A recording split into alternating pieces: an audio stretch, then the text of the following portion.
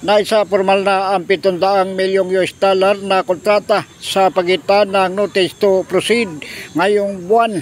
Ito ang inanunsyo ng Department of National Defense ang pagbili umano ng bansa ng 12 fighter aircraft, 50 Block 70 light combat aircraft mula sa Korea Aerospace Industry. Ito'y bilang bahagi umano ng modernisasyon sa hanay ng Forces of the Philippines, partikular na sa Philippine Air Force. Ayon sa ulat, mayroong advanced avionics, modern radar system at extended operational range ang nabanggit na mga fighter aircraft 50 Block 70.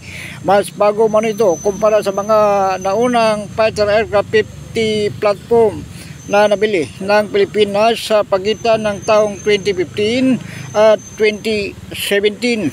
Inaasahang i-deliver sa bansa ang mga nabanggit na sasakyang panghimpapawid sa loob ng 5 taon at inaasahang makukumplito ito sa taong 2030.